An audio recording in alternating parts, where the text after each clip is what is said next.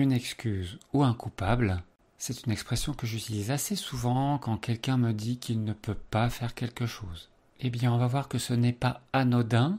Parfois, on va invoquer une excuse et d'autres fois, on va désigner un coupable. On va faire en sorte d'améliorer notre prise de conscience quand on pratique ce genre d'échappatoire et comprendre d'où cela vient. Et pour l'excuse, on va prendre cet exemple.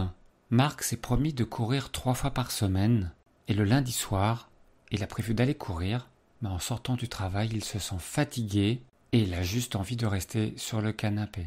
Et plutôt que de dire « je n'ai pas envie », il se dit qu'il fait trop froid, que ce ne sera peut-être pas bon pour ses muscles et que demain ce sera mieux.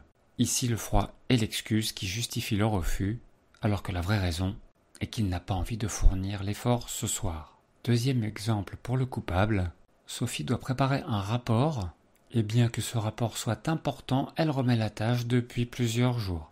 Et quand son chef lui demande pourquoi ce n'est pas fait, elle répond « Je n'ai pas pu le faire car Julien ne m'a pas envoyé les chiffres à temps. Du coup, je n'ai pas pu avancer. » Ici, Julien est le coupable désigné, mais en réalité, même sans les chiffres, elle aurait pu commencer une grande partie du rapport, mais accuser quelqu'un d'autre la décharge de toute responsabilité.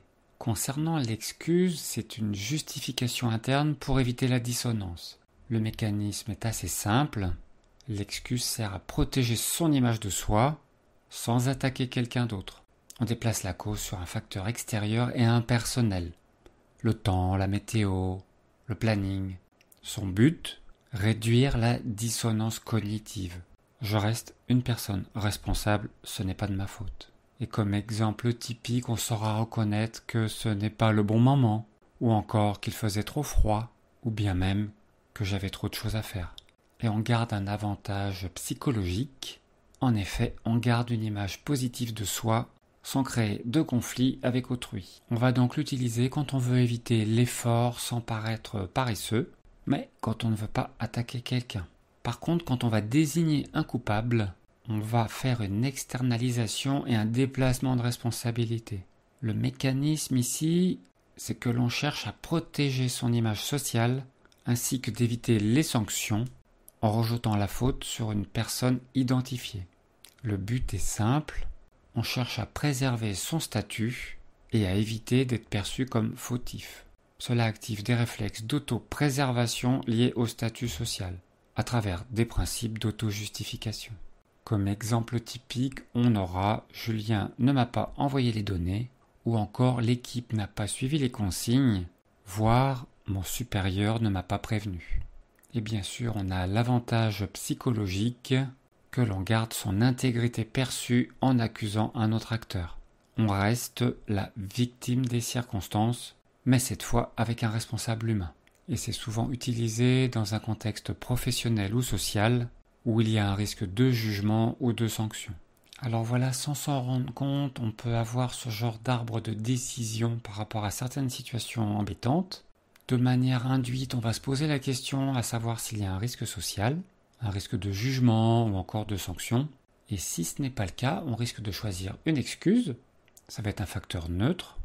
L'objectif sera de garder une image positive pour soi-même, d'éviter la culpabilité personnelle, avec comme excuse la fatigue, la météo, etc.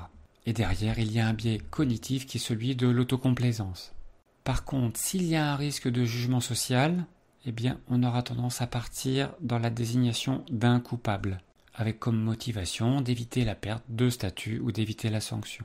L'objectif sera de protéger son image aux yeux des autres. Et là, on sera plus sur un biais d'attribution externe.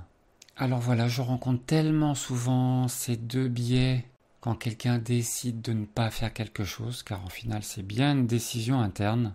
Et le fait d'avoir ces quelques idées en tête peut permettre de mettre le doigt sur cette problématique, ce qui pourra éviter de se mentir, et aussi que son entourage puisse détecter ce genre d'échappatoire, car même si on ne fait pas explicitement ce genre de raisonnement, on a très souvent le ressenti que l'on est face à ce genre de biais.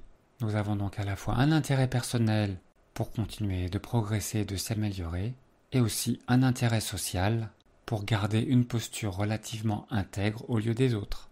Je vous laisse détecter dans les jours qui viennent les moments où vous pouvez faire appel à ce genre d'échappatoire.